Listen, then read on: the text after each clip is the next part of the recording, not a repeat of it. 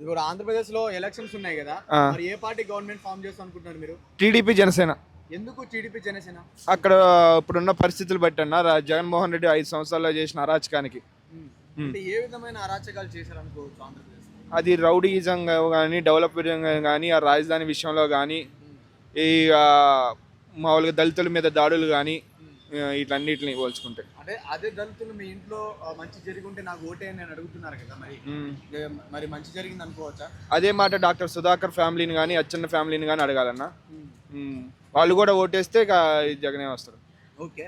So ఈ జగన్ గారు ఈసారి నేను ఇచ్చిన సంక్షేమ పథకాలు ప్రజలు చాలా గట్టిగా వెళ్ళాయి, సో ప్రజలు నన్ను విశ్వసిస్తున్నారు, 175 గెలుస్తామంటున్నారు కదా. అది కలవరన్నా, గలవరు. మరి ఎన్ని సీట్లు వస్తాయి అనుకుంటున్నారు? నేను ఒక 60 to 70 సీట్స్ వస్తాయి అనుకుంటున్నాను. అంటే అధికారం పోగొట్టుకుంది, అధికారం ఖచ్చితంగా కోల్పోతుంది అన్న. ఇప్పుడు షర్మిల గారు సొంత అన్నపై విమర్శలు చేయడం మీ అభిప్రాయం ఏంటి? అది ఫ్యామిలీ గొడవ అన్న, ఫ్యామిలీ గొడవని తీసుకొచ్చి వాళ్ళు బజార్లో పెట్టుకున్నారు.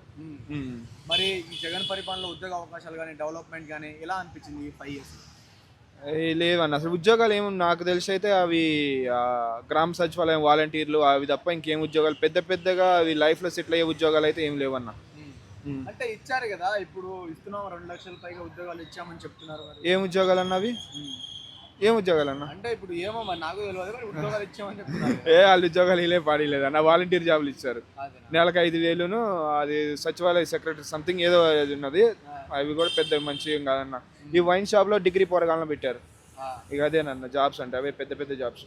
ఓకే. సో ఇప్పుడు సంపూర్ణ మద్యపాన నిషేధం చేస్తామని చెప్పారు. సో అదే విధంగా పోలవరం ప్రాజెక్ట్ ఈ 2 కంప్లీట్ అయిన తర్వాత మీ దగ్గర ఇంటి దగ్గరకు వచ్చి ఎలక్షన్ లో ఓటు అడుగుతా అని చెప్పారు కదా, సో నిజంగానే ఇవి 2 కంప్లీట్ అయింది అనుకోవచ్చా?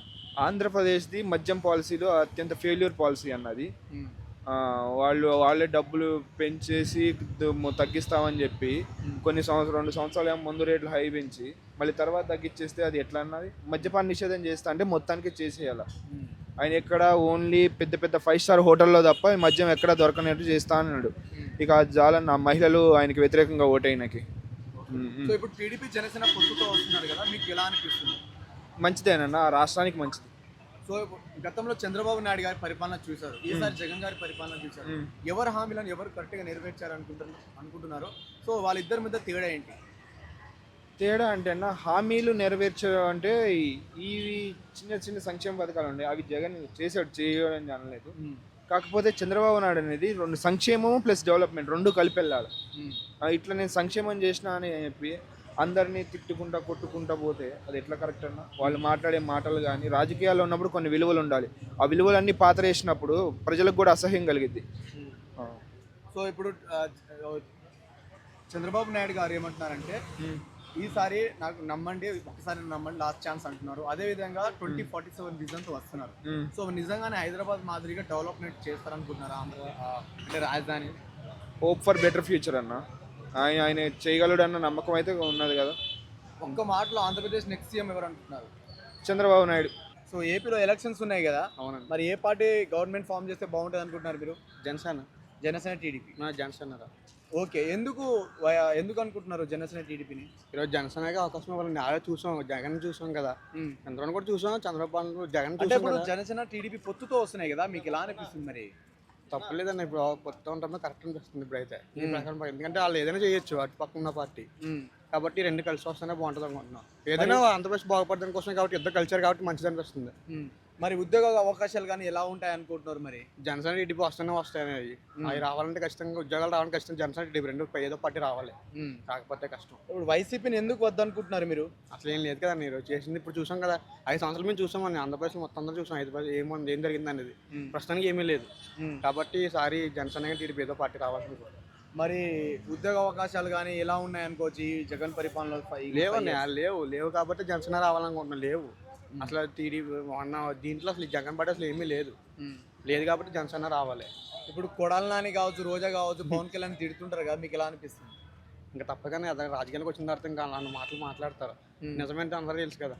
అంటే 3 పెళ్లిళ్ళ గురించి మాట్లాడడం అవసరం అంటారా? వాళ్ళు ఇంకేం దొరకదు కదా, పవన్ కళ్యాణ్ మాట్లాడి ఇంకేం మాట్లాడతారు, అదే తీయాలి, ఇంకా ఆ టాపిక్ తీసి మాట్లాడతారు అంతే. దాని ముందు మనం ఇంకా పట్టించుకుని ముందుకు వెళ్ళిపోతే ఇంకేమవుతుంది.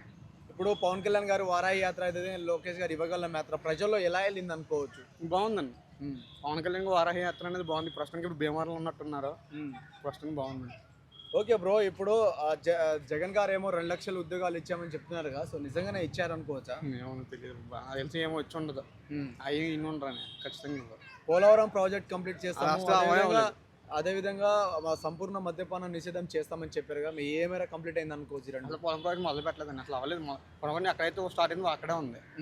టీడీపీ పట్టినప్పుడు సగం అయింది, ఇప్పుడు వైసీపీ వచ్చిన అయితే అసలు మొత్తం అసలు ఏం అవ్వలేదు. అది అలా ఉంది, అలాగే ఉంది. ఓకే, ఓవరాల్గా ఒక్క మాటలో ఆంధ్రప్రదేశ్ నెక్స్ట్ సీఎం ఎవరు అనుకుంటున్నారు? నాకు తెలిసి చంద్రబాబు గారిని పవన్ కళ్యాణ్ గారి ఇద్దరు ఎవరో రావచ్చు.